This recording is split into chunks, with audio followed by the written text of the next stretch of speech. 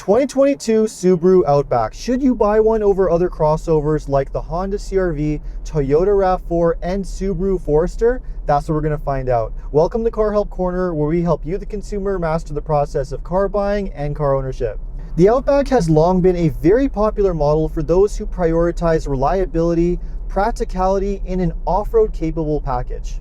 With its amazing popularity, it has single-handedly kept the wagon segment alive in North America, although it might be a bit of a stretch to call the Outback a wagon, because with its body cladding, high ride height, and standard all-wheel drive, this is really more of a crossover. The question though is, how does the Outback compare to other crossovers on the market like the Honda CR-V, the Toyota RAV4, and even Subaru's own Forester, and which one should you buy? Well, make sure to stick around to the end of the video because that's what we're going to find out. Subaru has given the Outback a number of updates for the 2022 model year. One of those includes the addition of this wilderness trim that I'm test driving here. Some of the changes that you get include 9.5 inches of ground clearance for more off-road capability, more aggressive body cladding, black wheels with all-terrain tires, and a different roof rack that can carry more weight. Although the Outback Wilderness does look like a pretty serious off-road package, don't mistake it for something like a Jeep Wrangler. This is really designed for those who plan to take their Outback to the cottage, maybe the occasional trail here and there, and don't have to worry about getting stuck. In that way, the Wilderness is a lot like the Toyota RAV4's Adventure trim or the Trail trim in Canada, which is designed to give you the look of a more off-road capable vehicle and even a little bit more capability, but this is still fundamentally just a regular crossover SUV. What is really great about the Wilderness trim though is the fact that it comes with the 2.4 liter turbocharged engine, which makes around 260 horsepower and 270 pound-feet of torque. This is the optional engine that comes on the higher trim levels of the Outback, and it's definitely a worthwhile upgrade over the base 2.5 liter naturally aspirated engine that comes standard on the lower trim levels. Now, normally I would be an advocate for the naturally aspirated engine. I just prefer their simplicity and lower cost of maintenance and repair when compared to a more complicated turbocharged engine. In this case, however, I really do think that the 2.4 turbo is worth the upgrade because the Outback is a pretty big and heavy vehicle, and when you load it up with passengers and cargo, it really does need that extra power.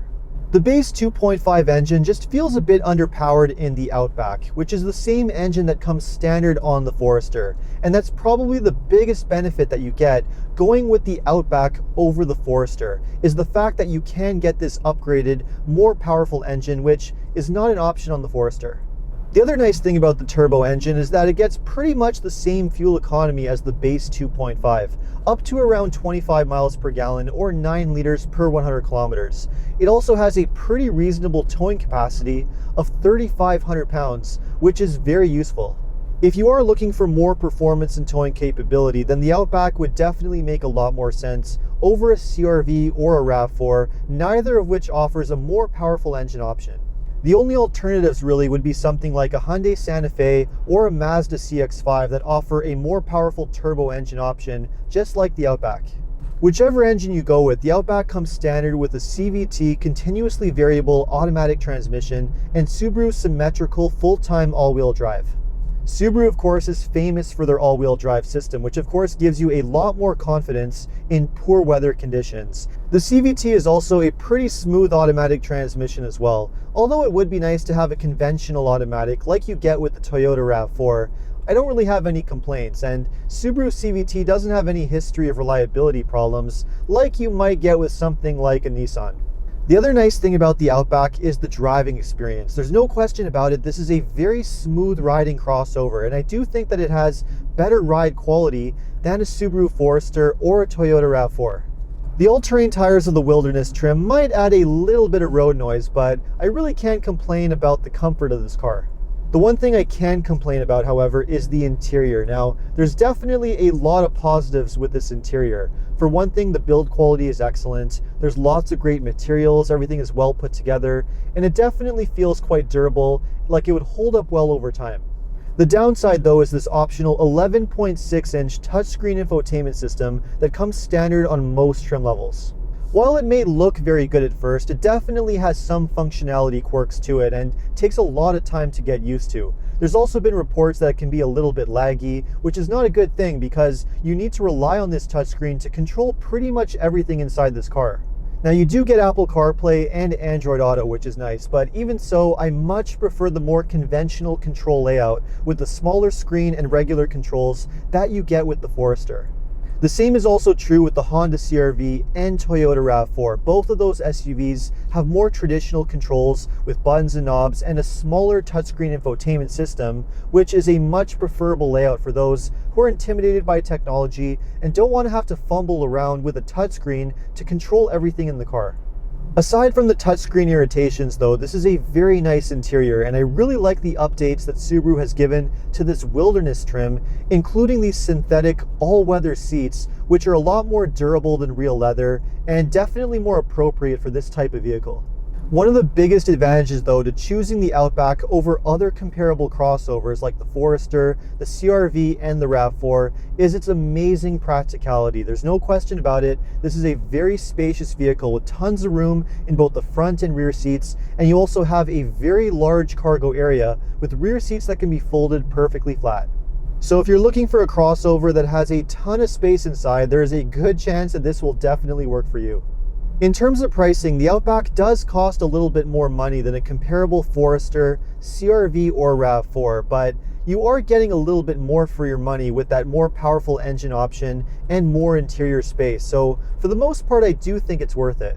I think the best version to go with is the Wilderness trim because it's the cheapest way of getting the more powerful turbo engine option, or if you don't like to have all that outdoorsy body cladding, you could go for the equivalent Limited trim, which is pretty much the same amount of money. All trim levels of the Outback come very well equipped, including lots of great active safety features as part of Subaru EyeSight.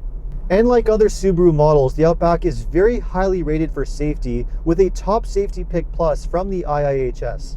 I really do see the appeal of the Outback. It's not only a very practical and capable vehicle, but it also has an amazing reputation for long-term reliability, which is why a lot of Subaru owners just keep coming back to it. But the reality is that all of that is also true of the Subaru Forester and the other SUVs I mentioned, like the Honda CR-V and the Toyota RAV4.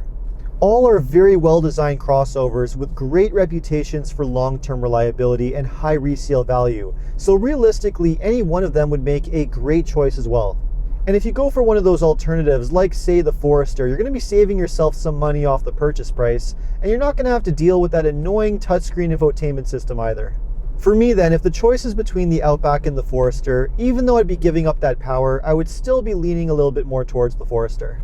It is a great crossover SUV, and if you really like that outdoorsy adventurous look, you can also get it with the same Wilderness trim for 2022 as well.